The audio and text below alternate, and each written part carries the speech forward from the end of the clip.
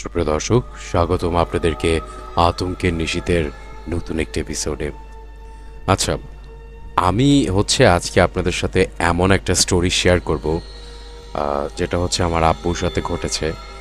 And আমি যতদূর জানি, আমরা যারা ঢাকায় থাকতেছি অথবা ঢাকার বাইরে থেকেও ঢাকায় ঘুরতে আসি, তারা পুরান ঢাকার কিছু কিছু জায়গায় এমন বাড়ি আছে যেগুলো পোড়া বাড়ি। মানে এই বাড়িগুলো প্রচণ্ড পুরনো এবং ব্রিটিশ পিরিয়ড এবং ওর আগেও বানানো হয়েছে কিছু কিছু বাড়ি, যেগুলো দেখতে কিছুটা রাজবাড়ি টাইপের। তো ঘটনাটা আমার নানু বাসার, এবং বাসাটাও কিছুটা এরকমই।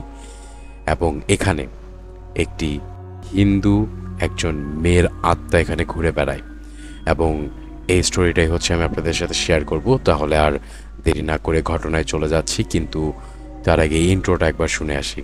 হ্যালো বুবু, আমি কিন্তু বেরোই গেছি, সকালের মধ্যেই কিন্তু চলে আসবো। রাস্তায় একাই হাঁটছি, কি সুন্দর চাঁদের আলো। কিন্তু সামনে সাদা কাপড় পরে এটা কে দাঁড়ানো?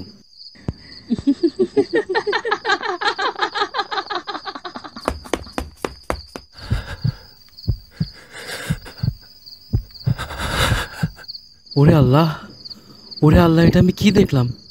Kenapa tak tidur lagi, ha?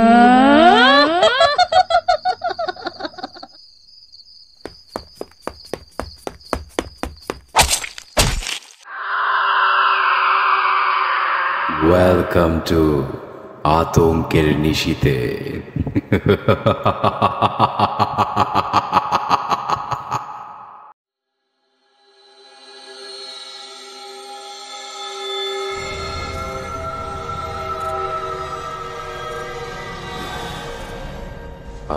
Basically এই ঘটনাটা আমার আব্বুর সাথে ঘটেছে।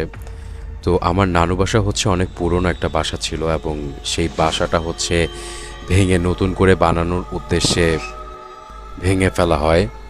সো আমি অনেক আগে এই বিষয়টা শুনেছিলাম যে আমার এই নানু বাসার আশপাশে কিছু খারাপ জিনিস অথবা ভালো জিনিস, এরকম মানে যেগুলোকে বলা হয় আর কি প্রেতাত্মা, এগুলো ঘুরে বেড়ায়। তো এটা আমি অনেক আগে থেকে শুনেছিলাম, কিন্তু বাড়ি ভাঙার পরে যেহেতু ওদের এখানে একটা বাসস্থান, ওরা এখানে কোনো না কোনো জায়গায় থাকে, এটা যখন ভেঙে ফেলা হয় তখন এটার আশপাশে ওরা কিন্তু ঘুরে বেড়ায় এবং আশপাশের মানুষকে বোঝানোর ট্রাই করে যেটা ওদের জায়গা এবং এখানে ওরা এক্সিস্ট করে। সো আজকের ঘটনাটা কিছুটা এরকমই। তো মানে আমি বিষয়টা পুরোপুরি শুরু থেকে স্টার্ট করি। এই ঘটনাটা 2005 কি 6 সাল, এবং সেই সময় আমার নানু বাসা যে ব্রিটিশ টাইমের বানানো যে বাড়িটা, মানে খুব পোড়া বাড়ি অথবা পুরনো বাড়ি বলা হয় যেটাকে, এটা যখন ভেঙে ফেলা হয়, তো এটা ভেঙে নতুন করে বানাবে। এখন এটা মোটামুটি 6 তলা একটা বিল্ডিং বানানো হয়ে গিয়েছে এখানে। তো এই বাড়িটা যখন ভাঙা হয়, তো এই বাড়ির মাটির নিচে থেকে অনেক পুরনো কলস, খাবার খাওয়ার বাটি, প্লেট, মাটির তৈরি যেগুলো আর কি আগের মানুষ যেগুলো ব্যবহার করতো। একটা আমরা তো এখন দেখি যে মেলামাইন, গ্লাস, কাচের এগুলো ব্যবহার করা হয়, বাট আগে একটা টাইমে স্টিলের থালা ইউজ করা হতো, এবং ওরও আগে কিন্তু মাটি দিয়ে তৈরি জিনিসপত্র ব্যবহার করা হতো। তো এই বাড়ি যখন ভাঙা হয়, ভাঙার পরে যখন মাটি খোঁড়া হয় ফাউন্ডেশন করার জন্য, তখন সেই ফাউন্ডেশনের ভিতর থেকে প্রচণ্ড পরিমাণে মাটির তৈরি জিনিসপত্র পাওয়া যায়, যেগুলো বেসিক্যালি একটা টাইমে কোনো একটা হিন্দু পরিবার ব্যবহার করত। তো অনেক খোঁজাখুঁজির পরেও সেখানে, মানে আমরা জাস্ট ধারণা করে নিয়েছিলাম যেখানে কোনো একটা হিন্দু পরিবার বসবাস করত। তো আমরা সেখানে কোনো হিন্দুদের কোনো মূর্তি পাই নাই। তো বাট এরকম থালা বাসন যেগুলো দেখে মনে হয়েছিল যে হ্যাঁ, এখানে হয়তোবা আমাদের আগে কোনো না কোনো সময় কোনো হিন্দু পরিবারের বসবাস ছিল। যাই হোক, তো স্টোরিটা এরকম যে বাড়ি যখন ভেঙে ফেলা হয় এবং ফাউন্ডেশন দেওয়ার জন্য রেডি করা হয়েছে, নাকি ফাউন্ডেশন দিয়ে দেওয়া হয়েছে এবং একতলা ঢালাই দিয়ে দেওয়া হয়েছে। তো এই সময়ের একটা স্টোরি।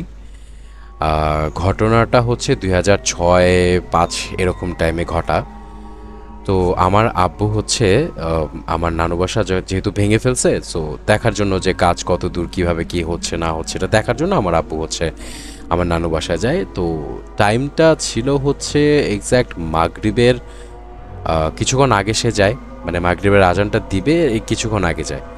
তো যেহেতু বাসা ভেঙে ফেলা হয়েছে, সো এখানে ইলেকট্রিসিটি না থাকাটাই স্বাভাবিক, এবং আমরা বিষয়টাকে এভাবেই হ্যান্ডেল করেছিলাম যে মোমবাতি, টর্চ লাইট এগুলো দিয়ে হচ্ছে তখন রাতের পর যে টাইমটা, মানে সন্ধ্যার পর যে টাইমটা কাজ হচ্ছে সকাল থেকে মাগরিবের আগ পর্যন্ত হয়, এবং এরপরে হচ্ছে কাজ বন্ধ হয়ে যায়। মানে যারা যারা কাজ করার কন্ট্রাক্ট নিয়েছে তারা যার যার বাসায় চলে যায় কাজ শেষ করে। তো একজন হচ্ছে আমাদের একজন মামা আছে, উনি আমাদের হাউস হেল্প অথবা যাই বলেন।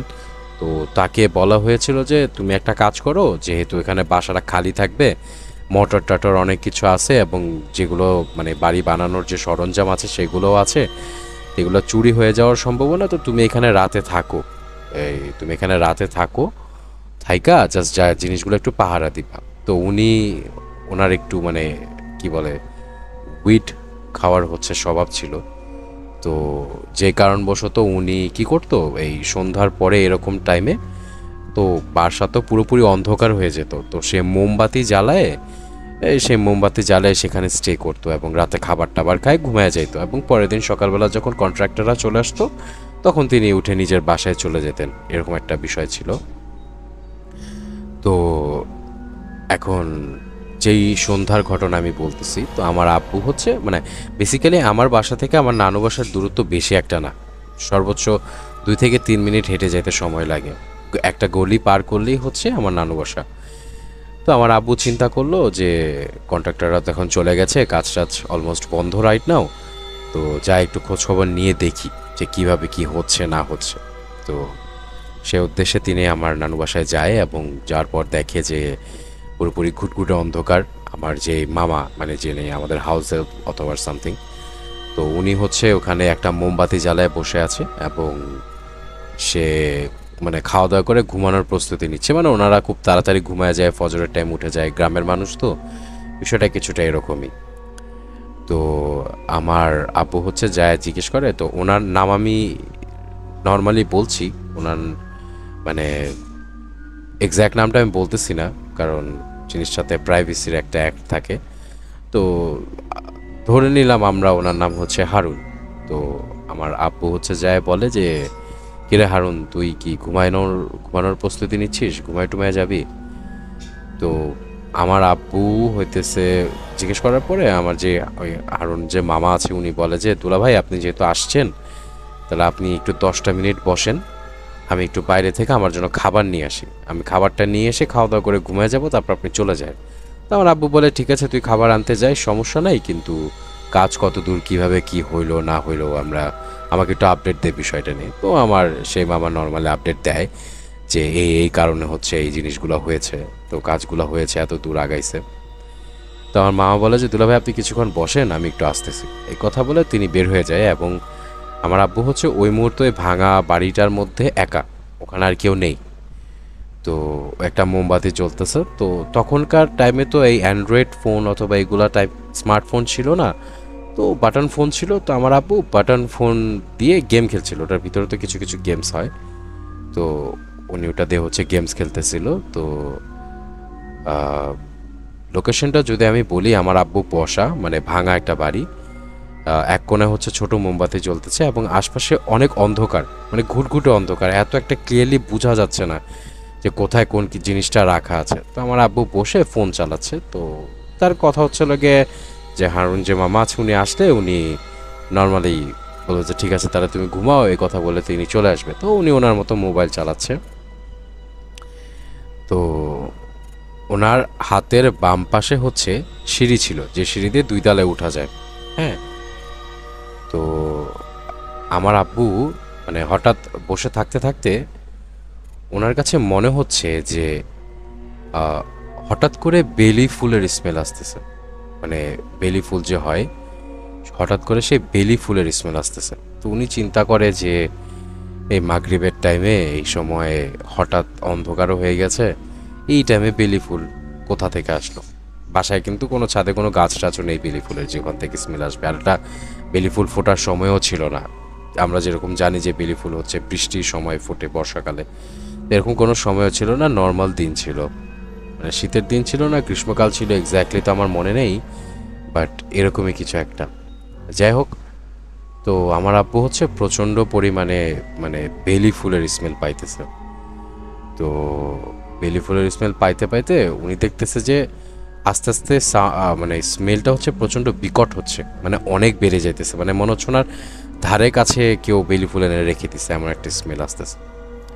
তো উনি চিন্তা করে যে কিরে বাবা, এই অন্ধকারের মধ্যে হঠাৎ বেলি ফুলের স্মেল আসতেছে, উল্টাপাল্টা কিছু নাকি? তো উনিও, যেহেতু উনি সাহস একজন মানুষ, তো উনি বিষয়গুলোর পরোয়া করেনি। উনি ওনার মতো বসে বসে মোবাইল চালাচ্ছে। তো উনি হঠাৎ শব্দ পায় যে 2 তলার ছাদের উপর থেকে সিঁড়ি দিয়ে কেউ একজন নূপুর পরে, মানে নূপুরে যে ঝনঝন শব্দ হয় সেই ঝনঝন শব্দ করে কেউ একজন সিঁড়ি দিয়ে নিচে নেমে আসতেছে। এখন বেসিক্যালি আমার নানু বাসায় ওই মুহূর্তে কিন্তু কেউ নাই, সে একা বসা, এবং ছাদ টপকে কোনো জায়গা থেকে কারো আসা সম্ভব না। তো উনি হচ্ছে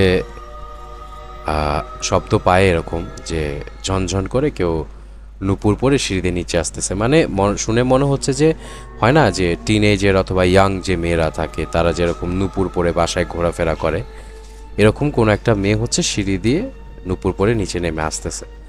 তো উনি শব্দে বুঝতেছে যে 1 পা 2 পা 3 পা করে সিঁড়ি দিয়ে নিচে নামতেছে। তো আমার আব্বু চিন্তা করে, এক তো বেলি ফুলের স্মেল, তার মধ্যে আবার ওই নূপুরের শব্দ হইতেছে, কিরে ঘটনা কি? তো আমার আব্বু কনসেন্ট্রেট জাস্ট চিন্তা করছে যে যত যাই হোক উল্টাপাল্টা যদি কিছু থাকে, তারপরেও হচ্ছে উনি কনসেন্ট্রেট ওনার মোবাইলের দিকেই দিয়ে রাখে যে ভাই আমার দরকার নেই, যে যার জায়গায় আছে সে থাকুক, কোনো সমস্যা নাই।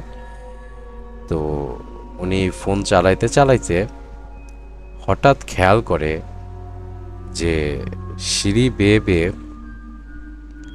একটা মেয়ে অবয়ব, সাদা শাড়ি, লাল পাড় পরা, পায়ের মধ্যে নূপুর এবং পাটা হলুদ ফর্সা, মানে প্রচণ্ড সুন্দর দেখতে।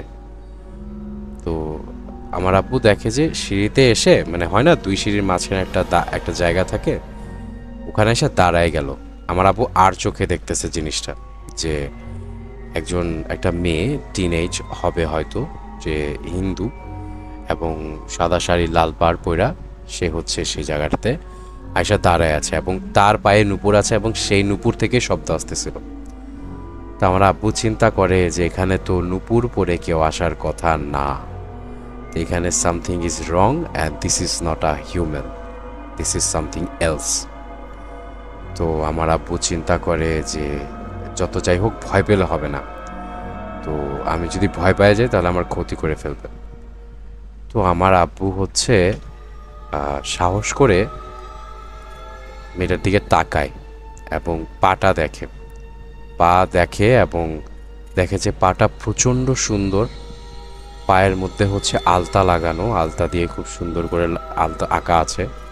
মানে হয় না যে কোনো বাড়ির নতুন বউ, মানে হয়তো বা 2-1 দিন আগে বিয়ে করে নিয়ে আসা হয়েছে, এরকম কোনো বউ, সে হচ্ছে পায়ে আলতা দিয়ে সে বাসায় আসছে এবং সেই হচ্ছে সে সিঁড়িটা দিয়ে নিচে নেমে আসছে।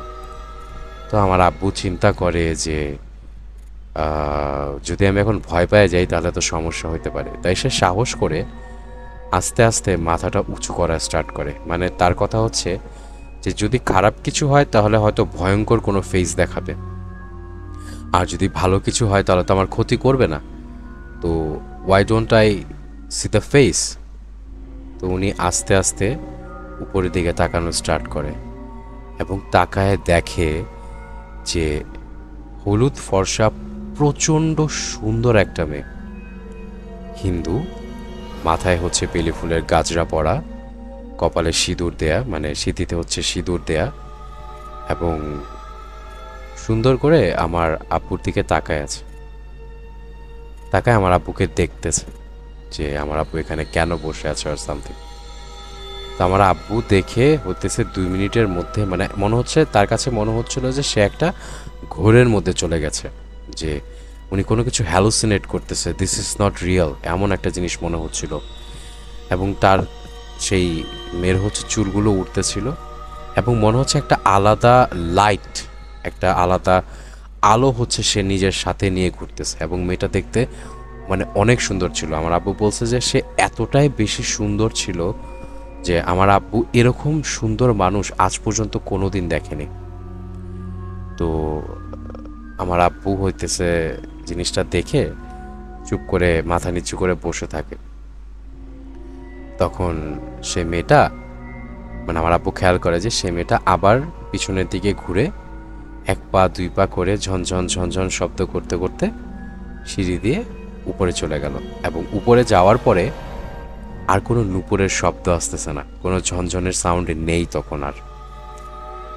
তো আমার আব্বু তো সেটা দেখে তখন কিছুটা ভয় পাওয়া যায় এবং সে চিন্তা করে যে আমি কি এটা অরিজিনাল কিছু দেখলাম নাকি সামথিং ইজ রং। তো এর মাঝখানে কি হয়, আমার যে হারুন যে মামা ছিলেন উনি হচ্ছে হঠাৎ চলে আসে, বাসার দিকে চলে আসে। চলে এসে আয়শা বলে যে দুলা ভাই আপনি আছেন, আমি চলে আসছি, আমি খাবার নিয়ে আসছি, আপনি চলে যান। তো এই কথা বলার পর আমার আব্বু বলে যে আচ্ছা ঠিক আছে আমি চলে যাইতেছি, তুমি সাবধানে থাইকো। তো আমার আব্বু ওনাকে আর এত কোনো কিছু বলে না, কারণ হচ্ছে যে যদি ভয় পায় যায় তাহলে তো রাতে থাকতে যাবে না।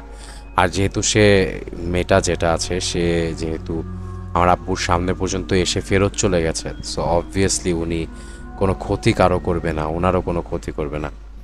তো এই কথা চিন্তা করে আব্বু বাসায় চলে আসে। বাসায় চলে আসার পরে হচ্ছে উনি একটু ভয় পাইছিল। তো এটা পরে আমাদের সবার সাথে শেয়ার করে যে উনি এরকম একটা জিনিস দেখছে। তো এরপরে হচ্ছে এই বিষয়টা আমরা একটু ইনভেস্টিগেট করার ট্রাই করি যে আব্বু কি অ্যাকচুয়ালি রিয়েলি কিছু দেখলো নাকি অন্য কিছু। তা আমরা আমাদের যে মানে হাউসের যে আছে যে মামা, ওনাকে গিয়ে জিজ্ঞেস করি যে আচ্ছা মামা তুমি কি এরকম কোনো কিছু কোনোদিন দেখছো? তো ওনার হচ্ছে আমি আগেই বললাম ওনার উইট খাওয়ার একটু স্বভাব ছিল। উনি বলে যে বাবা আমি রাতের খাবার খায়ে উইট টুইট খায়ে ঘুমায় থাকি, বাসায় কি হয় না হয় আমি জানি না, কিছু বুঝিও না, চোর আসলেও বুঝি না, এমন একটা অবস্থা। যদিও এটার বিষয় নিয়ে পরে ওনাকে অনেক বকাঝকা করা হয়েছিল। তো আমি চিন্তা করলাম এখান থেকে কোনো ইনফরমেশন পাওয়া যাবে না, তো আমরা আরেকটু ঘাটানোর ট্রাই করি। আরেকটু ঘাটানোর পরে আমরা জানতে পারি যে ইয়েস, এটা একটা হিন্দু বাড়ি ছিল আজকে থেকে মিনিমাম 300 বছর আগে। তখনকার টাইমে হচ্ছে একটা হিন্দু বাড়ি ছিল এখানে, এবং সেই হিন্দু বাড়িতে একজন জমিদার থাকতেন। সেই জমিদারের ছেলের বউ যে ছিল তাকে হচ্ছে যৌতুকের কারণে মেরে ফেলা হয়েছিল, তার জীবন কেড়ে নেওয়া হয়েছিল, এবং এটা ওই মেয়ের হাজব্যান্ডই করেছিল। এবং সেই মেয়েটা নাকি দেখতে অনেক সুন্দর ছিল, অনেক বেশি অনেক বেশি সুন্দর ছিল। তো আমি তো ইনভেস্টিগেট করে যখন এই জিনিসটা জানতে পারি তখন আমি আমার আব্বুকে এসে বলি যে তুমি যে জিনিসটা দেখছো এটা অ্যাকচুয়ালি জেনুইনলি ওখানে ছিল, কারণ এই জিনিসটা এরকম আর এরকম। এখানে 300 বছর আগে একটা জমিদার ফ্যামিলি ছিল, ওই বাড়িরই ছেলের বউ ছিল, এবং তাকে যৌতুক না দেওয়ার কারণে হইতেছে তার জীবন কেড়ে নেওয়া হয়েছিল। তো ওর পরে আমার আব্বু ওনাকে আর দেখে নেই, ওই মেয়েটাকে আর দেখে নেই, যেহেতু ওনাকে মেরে ফেলা হয়েছিল। সো অবভিয়াসলি উনি কারো কোনো ক্ষতি করবে না, উনি হয়তো বা অতৃপ্ত আত্মাটাই ওখানে ঘুরছে। তো এরপরে ওনাকে আর কেউ কোনোভাবেই দেখে নাই, কিন্তু বাসাটা হন্টেড, একটা টাইমে হন্টেড ছিল। এখন হয়তো বা আশপাশে কিছু দেখা যায় না, কিন্তু যখন ওই সিঁড়ির যে সাইডটা, যে সিঁড়িদের নিচে নেমে আসছিল, সেই সেই সিঁড়ির সাইডটাতে মাঝে মাঝে যদি আপনি একা অথবা আমি একা সিঁড়িতে উঠানামা করি তখন একটু গা ছমছম করে, মানে মনে হয় যে হ্যাঁ কেউ হয়তো বা আশপাশে আছে, হয়তো বা আমরা দেখতে পারি না, বাট কেউ না কেউ তো আছে। যাই হোক, দিস ইজ দ্য স্টোরি। আপনাদের কাছে স্টোরি কেমন লাগলো অবশ্যই জানাবেন। ভিডিও ভালো লাগলে লাইক করবেন এবং আমার চ্যানেলটিকে সাবস্ক্রাইব করবেন, কারণ আমি আমার সাথে ঘটা, আমার আশপাশের মানুষের সাথে ঘটা এবং আপনাদের সাথে ঘটা স্টোরিগুলো হচ্ছে শেয়ার করে থাকি। আপনারা চাইলে আপনাদের স্টোরি আমাকে ইমেল করতে পারবেন, ইমেলটা হচ্ছে ডিসক্রিপশন বক্সে দেয়া আছে। সো আজকে এই পর্যন্তই, দেখা হবে নেক্সট এপিসোডে।